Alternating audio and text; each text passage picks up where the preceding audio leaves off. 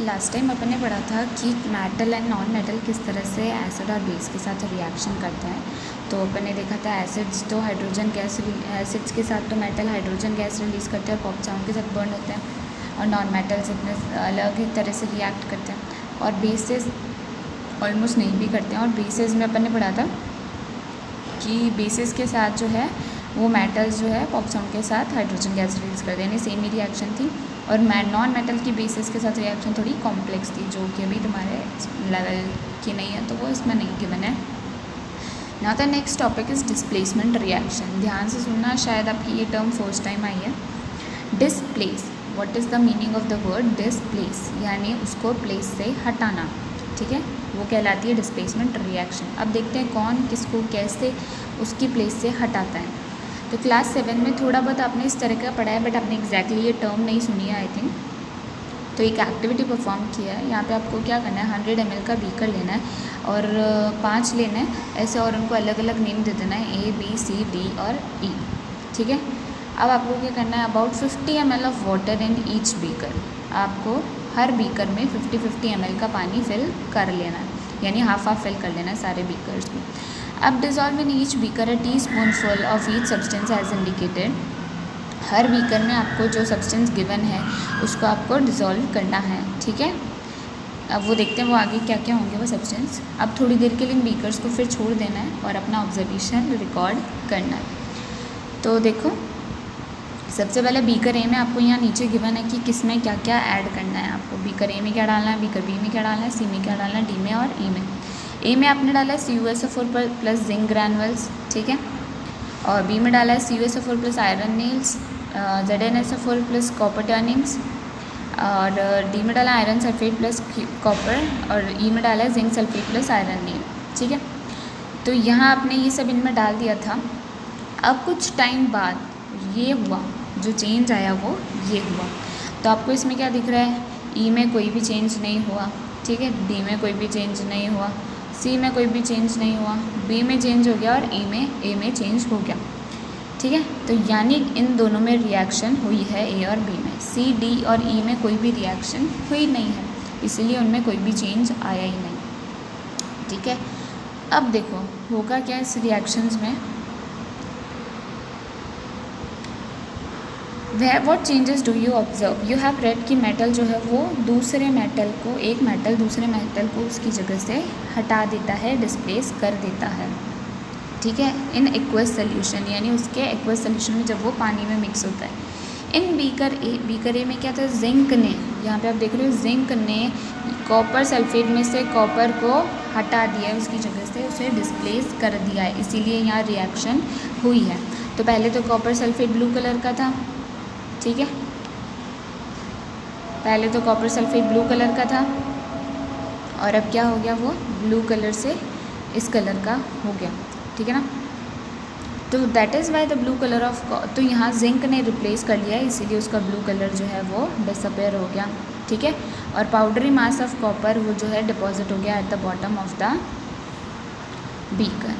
और यहाँ पे जो भी कॉपर सल्फेट पाउडरी मास जो था वो कॉपर जो अलग हो गया, इस CuSO4 में से जो कॉपर बाहर निकल के आया, ठीक है, जो बाहर निकल के आया वो अलग से डिपॉजिट हो गया नीचे जाकर, ठीक है। तो ये रिएक्शन हुई है पूरे इस बीकर में, और इसी रिएक्शन को हम डिस्प्लेसमेंट रिएक्शन कहते हैं, क्योंकि इसमें जिंक ने कॉपर को उसकी जगह से प्लेस से डिस्प्लेस कर दिया, हटा दिया है, ठीक है ना। सिमिलरली बीकर बी में भी ये रिएक्शन हुई है। बीकर बी में क्या रिएक्शन हुई है कि आयरन ने भी कॉपर को उसकी जगह से डिस्प्लेस कर दिया, ठीक है। तो इसकी रिएक्शन आप ऐसे लिख सकते हो, CuSO4 plus Fe gives FeSO4 plus Cu। तो इसमें भी कॉपर नीचे बैठ जाएगा और FeSO4 बन जाएगा, आयरन डिस्प्लेस कर देगा कॉपर को। समझ में आ गई। तो ये सिमिलर रिएक्शंस जो है यहाँ पे हो रही है। अब ऐसा क्यों हो रहा है कि इन तीनों में ये रिएक्शन नहीं हो रही है और इसमें हो रही है, ठीक है। तो यहाँ आप देख रहे हो फोर्थ रिएक्शन, आप देख रहे हो ये फोर्थ रिएक्शन आप देख रहे हो, iron sulphate plus FeSO4 plus Cu दिया है, और यहाँ CuSO4 प्लस Fe दिया है। यहाँ रिएक्शन हो रही थी बीकर बी में, क्यों? क्योंकि आयरन Fe जो था वो कॉपर से ज़्यादा पावरफुल था, ज़्यादा ताकतवर था, इसलिए उसने ये रिएक्शन करी, ठीक है। बट जब यहाँ पे Fe ज़्यादा ताकतवर है कॉपर से, तो फिर वो कैसे उसको खुद ही ज़्यादा ताकतवर है तो वो खुद ही FeSO4 के साथ रहेगा ना, वो कॉपर को क्यों आने देगा? कभी देखा कोई कम ताकतवर इंसान जीत गया हो? नहीं होता ना। तो यहाँ पे इसीलिए पॉसिबल नहीं है ये रिएक्शन, और इसीलिए यहाँ कोई भी रिएक्शन नहीं होती है बीकर डी में। सिमिलरली यही रीज़न है सी और ई का भी कि उनमें रिएक्शन क्यों नहीं हो रही, क्योंकि जो अलग से दिया है कॉपर जिसे, वो उससे कम रिएक्टिव है जो ऑलरेडी प्रेजेंट है। तो कम रिएक्टिव यानी कम ताकतवर होने की वजह से वो उसको उसकी जगह से हटा नहीं पाएगा बिल्कुल भी। समझ में आ रहा है आपको अच्छी तरह से कि कौन सी रिएक्शन क्यों हो रही है और कौन सी रिएक्शन क्यों नहीं हो रही है? तो कभी भी अगर लेस पावरफुल चीज़ है वो अपने से ज़्यादा मोर पावरफुल चीज़ को हटा नहीं पाएगी उसकी जगह से, और वो रिएक्शन नहीं हो पाएगी, ठीक है। Now the next concept is uses of metals and non metals. ये पूरा आपको समझ में आ जाना चाहिए। आई थिंक डिस्प्लेसमेंट रिएक्शन बहुत ही इंपॉर्टेंट है। नाउ सम यूजेस, यानी ये कहाँ कहाँ यूज़ आते हैं। तो you should be able to guess why metals are use in making machinery, automobiles, aeroplanes, train, satellites, industrial gadgets, cooking utensils, water boilers etcetera. तो आपको ये सब गेस करने में मुश्किल नहीं होनी चाहिए, आसान होना चाहिए कि मेटल इन जगह क्यों यूज़ होते हैं मशीनरीज़ में, ऑटोमोबाइल्स में, ट्रेन्स में, सैटेलाइट्स में, है ना। यू आर ऑल्सो, क्यों? क्योंकि good conductor of heat, electricity, या इन सब के जो फ़ायदे हैं मेटल के, वो उन्हीं रीजंस की वजह से तो इन्हें यूज़ करा जाता है वहाँ पे। You are also familiar with the uses of some non metals, और आप इसी तरह से उनके साथ भी फेमिलियर हो कुछ uses of some non metals. तो यहाँ पे कुछ इंटरेस्टिंग वंस दे रखे हैं। We are sure that you will guess them right. First है non metal is essential for our life which all living beings inhale during breathing. ऐसी कौन सी चीज़ है, ऐसा कौन सा नॉन मेटल है जो बहुत ज़्यादा इंपॉर्टेंट है अपने लिविंग बींग्स के लिए, अपनी लाइफ के लिए, उसको अपन इनहेल करते हैं? ऑक्सीजन, ठीक है। तो यहाँ पर आपको साथ में आंसर्स भी फिल करते जाने हैं। फर्स्ट का आंसर है ऑक्सीजन। सेकेंड है non metal use in fertiliser to enhance the growth of plants. ऐसे कौन से फर्टिलाइज़र्स में क्या क्या चीज़ें होती हैं?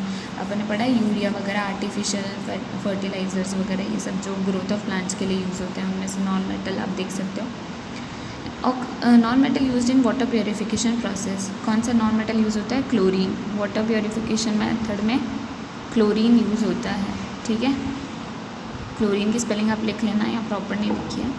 तो नेक्स्ट है non metal used in the purple coloured solution which is applied on wounds as an antiseptic. Tincture में जो नॉन मेटल यूज़ होता है ना, जो एंटीसेप्टिक की तरफ नहीं लगाया जाता है। फिफ्थ है नॉन मेटल यूज्ड इन क्रैकर्स, यानी ऐसे फायर क्रैकर्स वगैरह जिनमें नॉन मेटल यूज़ होता है। Now you may add some more uses two of metals and non metals from your experiences. अब आप अपने एक्सपीरियंस से भी, और बहुत सारे यूजेस है क्योंकि बहुत ज़्यादा है, डेली लाइफ में इतने काम आते हैं, तो कुछ और यूजेस भी आप अप्लाई कर सकते हो। Now what is written there? I heard that magnesium is found in plant, in what form it is found in that. यानी मैग्नीशियम अगर प्लांट्स में पाया जाता है तो किस फॉर्म में पाया जाता है? और अपनी बॉडी में डॉक्टर बोलता है आयरन होता है ना, आयरन की कमी है या आयरन हो रहे, तो where is iron in my body? Iron कहाँ होता है? अपनी बॉडी में, ब्लड में, ठीक है, जिसकी वजह से हीमोग्लोबिन बनता है। तो वो बहुत नेसेसरी है, इसलिए आयरन की चीज़ें खानी चाहिए अपन को। येलो बॉक्स में कुछ दे रखा है आपको। In class 7th you have learn that chemical reaction में नया सब्सटेंस बनता है। ये पढ़ा है अपन ने, केमिकल रिएक्शन जब भी होगी तो कुछ नया सब्सटेंस बन के आएगा। These substances are different from those which जिनकी रिएक्शन होती है उनसे अलग ही बन के आता है, कुछ नया सब्सटेंस बन के आता है।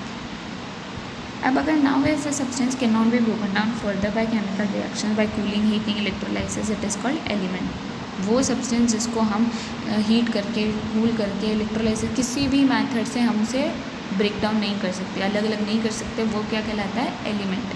तो sulphur, oxygen, nitrogen, phosphorus, chlorine, carbon, ये सारे क्या है? एलिमेंट्स है, क्योंकि अब इनको और ब्रेक डाउन हम नहीं कर सकते, ठीक है। Sulphur is an element, so is iron. Carbon 2, वो भी एक एलिमेंट ही है। स्मॉलेस्ट यूनिट ऑफ एलिमेंट क्या है? एटम, है ना। जैसे अपनी बॉडी में ऑर्गन्स होते हैं, हार्ट होता है, किडनी होता है, लंग्स होता है, बट सबसे छोटी यूनिट क्या है अपनी बॉडी की? सेल।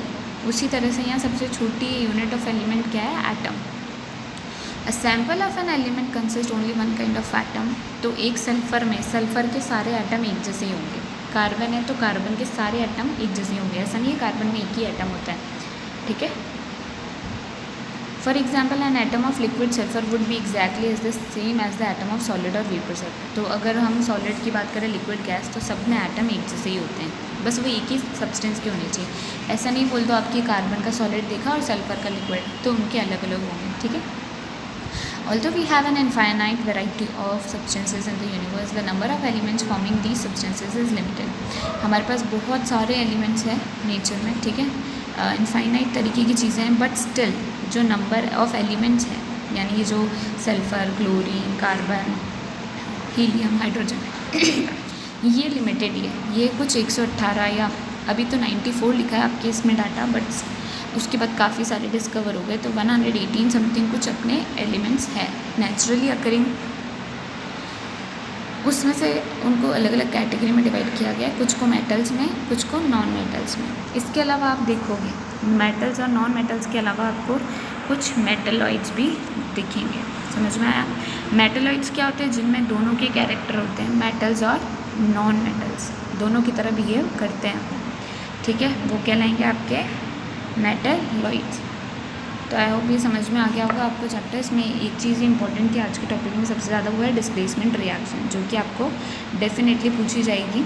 तो आपको विथ डेफिनेशन और विथ एग्जाम्पल, जो ये एग्जाम्पल दिया है उसके साथ आपको ये आंसर करना होगा, ठीक है। अच्छे से देख लेना वीडियो को, बाकी नेक्स्ट क्लास में आपको वर्क भेज दिया जाएगा। Okay, thank you.